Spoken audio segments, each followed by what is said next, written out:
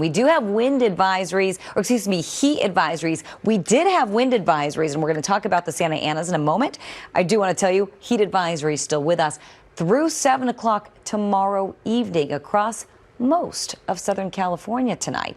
As we get a look at temperatures, we're in the 80s and 90s. 92 in Santa Clarita, 84 for Pasadena, 90 in Riverside, 90 in Temecula, 96 in Palm Springs.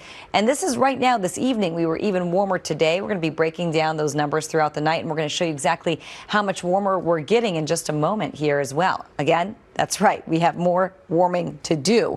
Right now, wind is relatively calm with the exception of LAX. We're looking at 14-mile-per-hour winds and 9 miles per hour for both Palmdale and Lancaster. Offshore conditions still with us. It is a weak Santa Ana event, so winds are weak. They're calmer than they would be in a traditional heavier Santa Ana wind event, which is good news as far as weather goes, as far as fire weather goes. But we're still looking at elevated fire danger as we head into the next few days. So with that, let's get a look at what we can expect for the next few hours.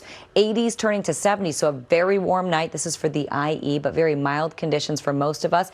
And as we get a look at satellite radar right here, you will see high pressure continuing to build across Southern California, and that's going to keep things very warm. We're looking at a clockwise rotation there around the high that could potentially bring even more wind and warmth our way over the next few days. And as we get a look at my 7-day forecast for the basin in Orange County, we're in the 90s turning to the 80s, and 80s down to the 70s. For the valleys, triple digits turning to 90s, then 80s by next week.